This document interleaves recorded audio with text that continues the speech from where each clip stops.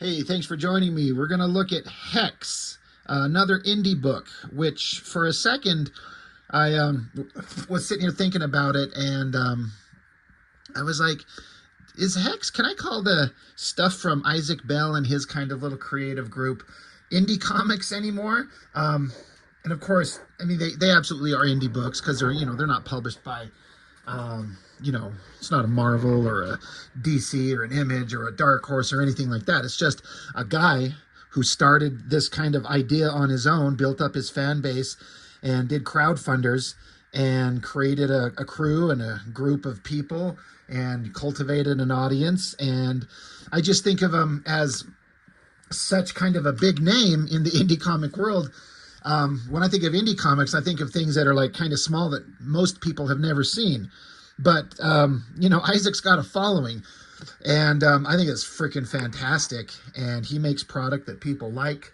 And so anyway, that's just a random kind of thought that I had where I'm like, I can't call these guys indie anymore, but they absolutely are. But they're kind of like part of the big name indie crowd. Would that make sense? But, it still all hinges on them making a product that people want, and then people have to decide that they want it and support him kind of personally. Now, that goes true with any comic book. You have to decide you want it, you support it with your wallet. But, it's not like there's a marketing team like Marvel or DC has behind them. This is like one guy and his wife, and then his, the few people he might have kind of working with him to put these things out there and make it happen. And they do. So anyway, if you don't know the name Isaac Bell, go look him up. Metalshade is his comic series, his main comic series. He's done several issues. I think he's got another crowdfunder coming up very soon. I should have double checked. I think it's called Void War, I think it's a collection of the first 3 issues. Coming up pretty soon, from what I've seen him posting. But all that aside, he's got this title, HEX, secondary character or just an offshoot character in his kind of Metalshade universe, as I understand it. And, it's not a character I knew much of anything about. I mean, it's kind of how could you? But all I knew is that, when Isaac's going to put out a crowdfunder, pretty much every time I think I'm going to get it. I mean, he hasn't done one yet that I haven't wanted to be part of. And this is definitely one, kind of like a secondary title, with art by a fella, Patrick Blaine. To my knowledge, I hadn't heard of this fella's name until I saw that he was working with Isaac Bell. And then I've subsequently kind of followed him and seen his work and stuff like that. And he's had a career. He's drawn stuff for Image Comics. I did a quick look up. He drew some issues of Shadowhawk in a series called The Others, which I think was a Jim Valentino series. He did some stuff for Top Cow, and he's done a whole bunch of stuff for a whole bunch of, he's done professional comic work. He's a professional artist. And here he is working with Isaac, which speaks to kind of the pull and the success that Isaac Bell has kind of cultivated for his little studio, to have people who've done professional work like, hey, I'll come over here and I want to work with you. It's like you've got a little kind of awesome operation going, and we could make something awesome. Again, I have not spoken to these guys privately or personally about any of this. I know Isaac Bell, like we know each other, through the internet, and I'd like to think of him as a friend. We've spoken a couple of times, but I don't know anything kind of personal about the production or anything of any of this stuff. So I think that their work is always so dang good and so interesting. I like to shout it out because it's just, it's inspiring. It's honorable. It's the kind of thing I think most indie kind of creators should aspire to be, is when you put out art and content and you cultivate an audience to the degree that you can make a living at this without having to have gone through the big studios. And that's what he's doing. And it's just kind of like the peak goal for anybody who's making comics on their own. It's my goal. It's what I want. And I just look at Isaac Bell and I'm just like, yep, what he's doing, that's what I want to do. And he's way far down the line. He's got such a big head start, and I'm hoping to kind of at least get on that same path a little bit in my own way here shortly. All that aside, so Crowdfunder, he put out this series, HEX, Patrick Blaine, We've got Alexa Lowe, the wife of Isaac Bell, all the kind of the creatives on this. Before we get into the book, there's always the extras that come with these things. And I honestly don't pay attention to the extras in as much as, like, you know, sometimes as the crowdfunder reaches certain tiers and certain levels, it's just like, hey, if we get to this far, you get this. I'm like, oh, great, you know. The extras are not anything that I'm particularly specifically interested in, as much as I am just the comic. The book is the thing I'm interested in. These things are cool. I like this.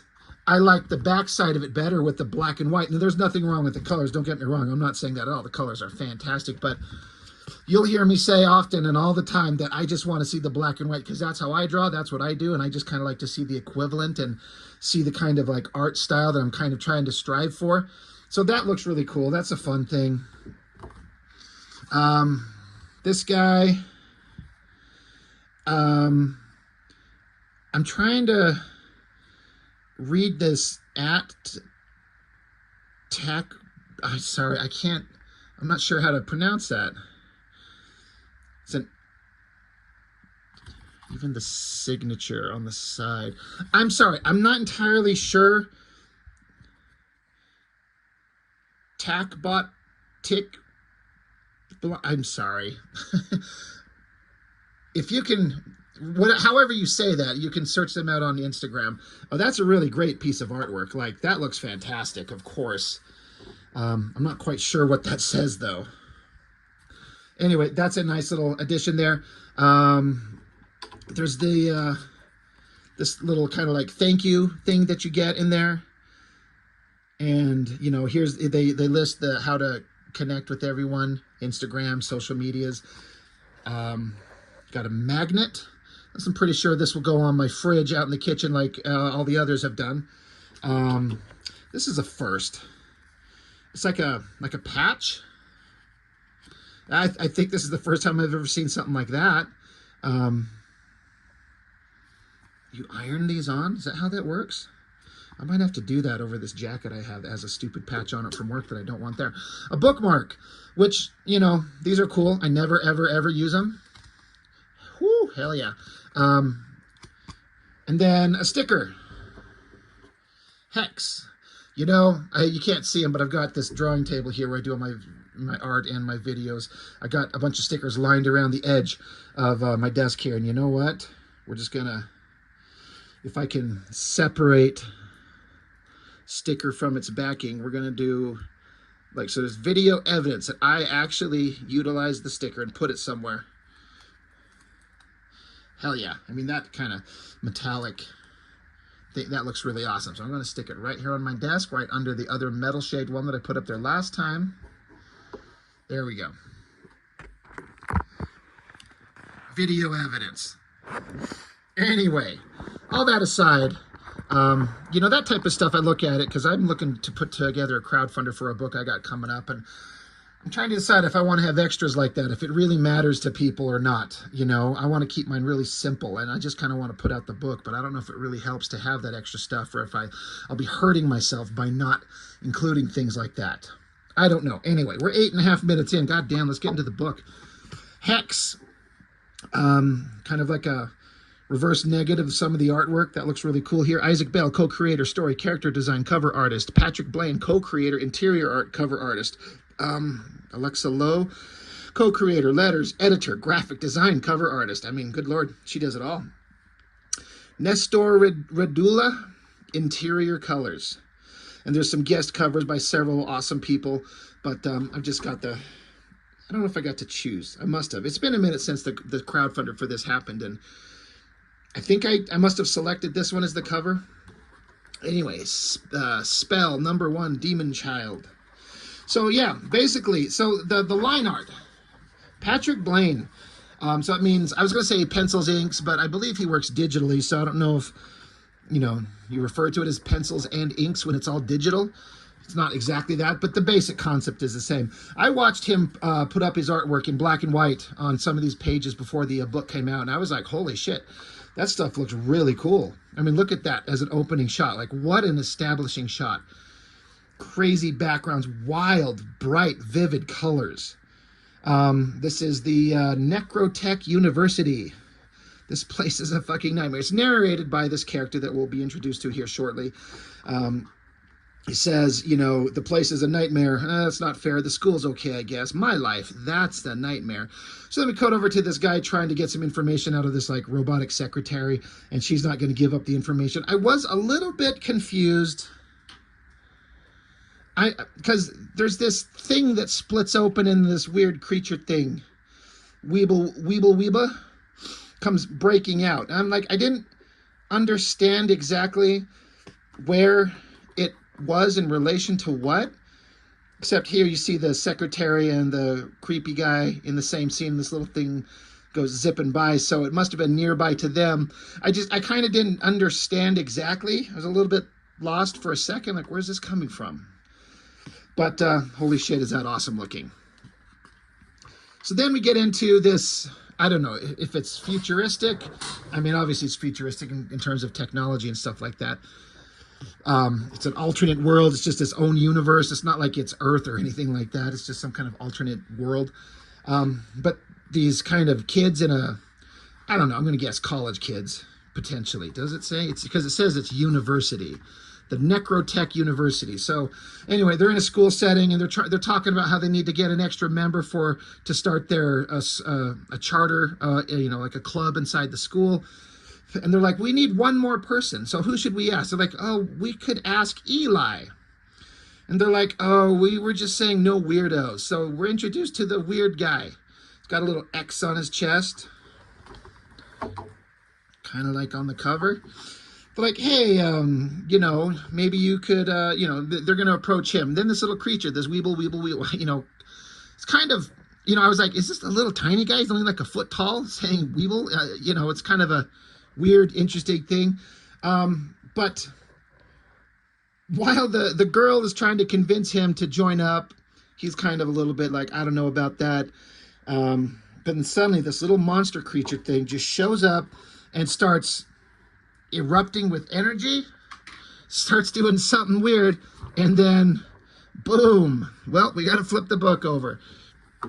Creature turns into this giant, gross looking, like, I like this big gaping mouth and this tentacle thing coming out of it. The narration is saying, my name is Eli Ember, and I was born into a death cult, but that was 19 years ago, but demons still follow me everywhere. This is the first time one of them has appeared in public. They usually stick to the shadows, but lately they've been getting a lot more brazen. Probably not a good sign. So we're kind of understanding that this kid, this Eli kid, he's the focus of the story, and, you know, he's part of a death cult, and demons are always chasing him, and so he's constantly trying to survive from them. But now this monster's after him, attacking all these people. The monster just starts attacking, like giant, monstrous, gross, veiny hands, smashing people around. Lots of action, crazy page layouts, bright, vivid colors. So the attack keeps happening, and the narration from Eli is saying that he can't transform now, not without giving up his secret. So you're kind of getting the idea, like, okay, so he can turn into something, but as is kind of the standard superhero identity kind of trope, and I'm not saying that as a negative or anything, you know, you don't want to like manifest your powers or put your costume on or whatever the hell right in front of everybody when you're trying to keep a secret. So he's trying to fight this thing off, but he can't do that in front of these people. So he's like, well, shit, this is going to hurt. So the monster slams him hard, sends him flying. And they probably think that he's dead. They're screaming for him. Hot girls over here everywhere. Hell yeah. Thank you, Patrick. But then, now that Eli's out of sight, then, yeah, he says, all right, it's time to get nasty. This feels disgusting. So he, like, lifts his hand in the air. There's flame and energy. He slams it on the ground. He says, God, I hate this part. And then his body just starts mutating and changing, and he becomes this monstrous thing.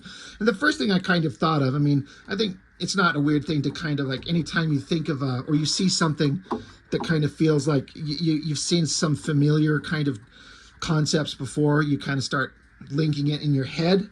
I started thinking, oh, this is kind of like a Ghost Rider thing, sort of. I mean, if it's a death cult, demon, monster, or otherworldly powers, a teenager turns into a monster.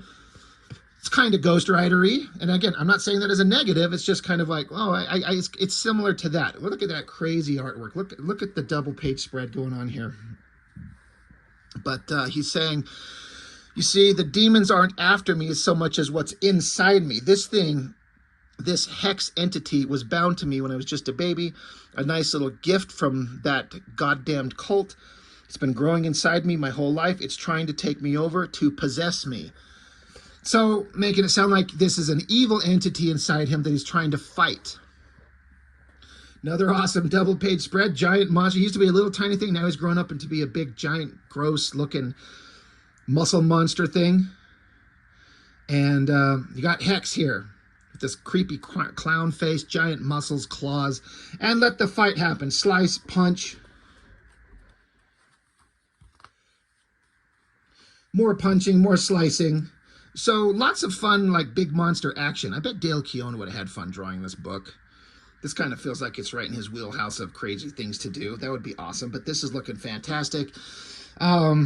Hex gets up on him, like it looks like he extends some kind of like tendrils from his wrist around the monster's head, jumps over him, and then pulls hard on it to, like, I don't know, could break his neck, could flip him around to just put the monster down. Meanwhile, creepy guy from the first couple of pages who was looking at this whole thing, it's kind of implying that he's the one that created or let loose the monster. And he says there's no way that that dumbass kid should be able to take on a fully mature demon spawn like Cesspit. So that's the name of this monster thing, Cesspit. So he decides to use his device to activate the monster. He's got these jars on the back of him. Was probably some kind of like special fluid to enhance the monster, which you see here. The fluids go into him and he just like super powers up. So now bad guy monster is even stronger and starts slamming around Hex, like pummeling him through a wall. Meanwhile, cut to another scene. Oh shit. Once again, the colors are really vibrant and kind of grabbing your attention. I'm not sure how much of a fan I am of, and this is not specific to this book or anything like, but anytime there's a double page spread, we have to turn the book on its side. I'm not sure how much I love it. I guess it works. And again, I mean, you could show me any comic anywhere. Sometimes it's just a thing I'm not a huge fan of. That being said, when you got a girl that's this hot, yeah, I kind of forgive a lot of things. Giant tits, big ass, provocative pose, kind of like a Medusa thing. I don't know with the hair what it's supposed to be, but it's pretty awesome. She's there. She looks like she's trapped by these creatures, and they're kind of happy that they've got her. It was the god demon Void who delivered you to me. And so she says, are you sure he didn't deliver you to me? So I get the implication that she's kind of playing defeated, but she's actually not. Pretty impressive spread. So bad guys get zapped away. Girls free. Action is happening. Giant boob right there, right up front. That is what you call putting the important stuff right in the forefront of the panel. I mean, that's what we're here for. Another great shot of her standing there. You know, the tendrils everywhere, the colors, the pose. Like, you're getting a big, sexy, awesome shot. She's a badass. And then she teleports, vanishes out of there. I mean, you know, I'm not going to read the whole book to you because I want you to go pick up a copy. Like, support these guys. Go buy one. We'll get a basic flip through on it. Back with the Hex world, you know, the kids are running and Hex guy is getting smashed around big time. So it's showing that he's not exactly dominating the fight. Back into the, what was it? I forgot to say, this is the hellscape where this girl's at. I don't know if it's another dimension or whatever it is. The hellscape, because we go back to the regular world, but then we're back into the hellscape. And so there's this beautiful shot. I remember seeing the black and white of that and just thinking like, holy shit, does that look awesome? This tree with these housing structures built into it. I love this little cascading waterfall falling down. That is absolutely fantastic. That looks really awesome. Hot girl with horns and shirt falling off her giant tits. I am so on board with this. She wakes up, she hears the sound, she's got to go look. What do we get? Oh, well, I guess we got to flip the book over again. But once again, when you put that in front of me, I'm kind of okay with it. Girl comes in, and in her tub is the girl that we just saw in the previous pages. So I'm like, oh, hell yeah. I don't want to sound like a simpleton, but are we gonna like have some girls making out because you show hot girl naked in a tub with a bunch of frothy load all over herself? Are the girls gonna start making out? But I'm just making up my own stories because I'm a perpetual 12-year-old boy. But the girls, they know each other. Oh my God, you're back. We're here together. Thank you. This is awesome. They're reunited. Great, great coloring, great art. Back in the regular world, Giant Monster is still stomping on Hex, and he's telling all the kids like they got to get out of there. And Hex says, Lily Jean, you have to get out of here. And the girl, who's like one of the regular girls from the beginning of the book, she's like, wait, you know my name? And then she's like, Eli, is that you? So it's implying that she understands that Hex Monster is actually Eli, the guy they were talking to originally at the beginning of the story. Like, that's him.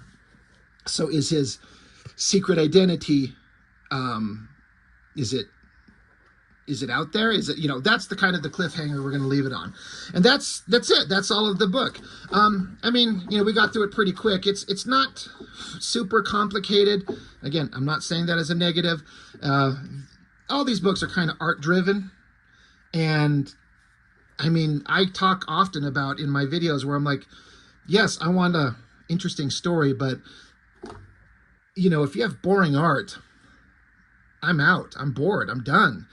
And this type of stuff here, like this is just keeping your attention just with the visuals every step of the way. It's just fantastic. Like there's something fun everywhere you look.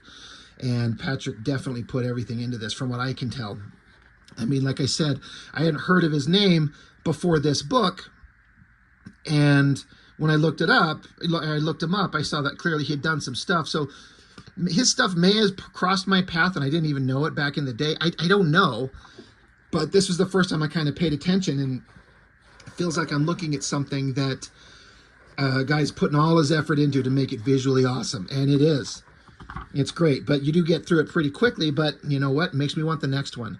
So yeah, you got your to be continued right there. And then just, I like this type of stuff, like conceptual sketches and stuff. That's always fun. And then, so you got Metalshade issue 3 launching early 2025. So, I mean, obviously, I'm recording this at the end of October of 2025, and I just got this book in the mail in the last week. So I'm guessing there must have been some kind of delay.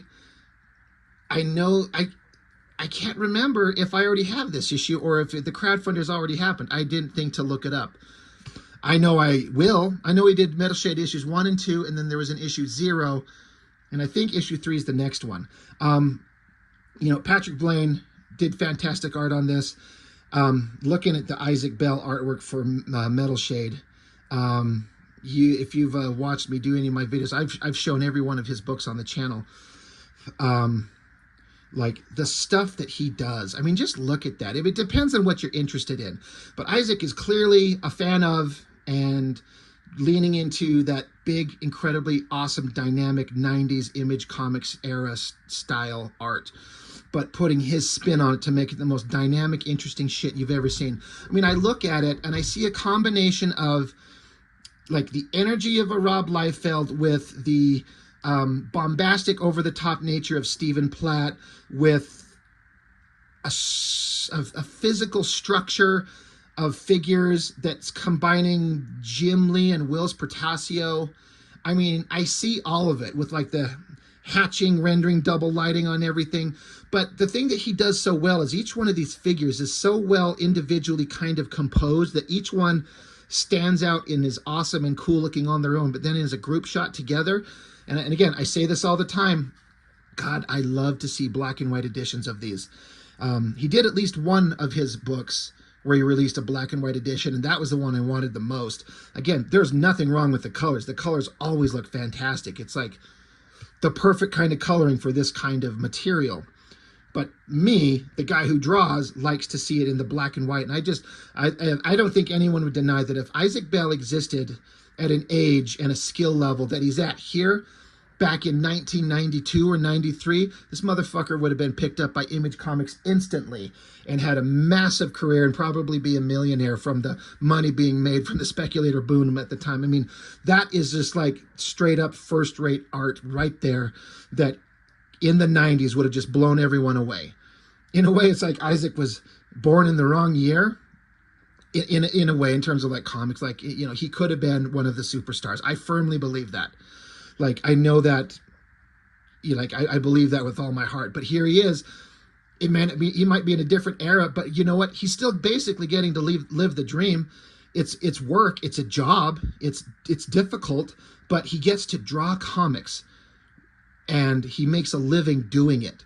What the hell else could any aspiring comic artist ever hope to do? That's all I want. And he's put in the time and effort, and he cultivates people that want to work with him. It's incredible. I love that shot so much. And then I like this type of stuff, just kind of showing, here's your Metalshade stuff. So right up here in the top corner, that's an older image because I recognize the art on his drawing table there. That's art from like issue 1. And you got Isaac there just working on, you know, physical drawing. I think he works digitally most of the time now. I don't know how much he does inking by hand. I could be wrong. Isaac, I'm sure if you see this, you could chime in and say something. But I know you did stuff by hand to start, but you've moved to digital. And then, of course, his wife, Metalshade co-creator Alexa Lobel, you know, she does coloring. Like, what did it say here at the beginning of the book? I know I already said it once, but Alexa, co-creator, letters, editor, graphic design. She colors too. She didn't do the coloring on this one. That's Nestor Radula, who did a great job. But, you know, there she is holding a copy of their book. Good Lord, is she pretty. Anyway, sorry. And then here's just a bunch of the artwork of the stuff that they've done.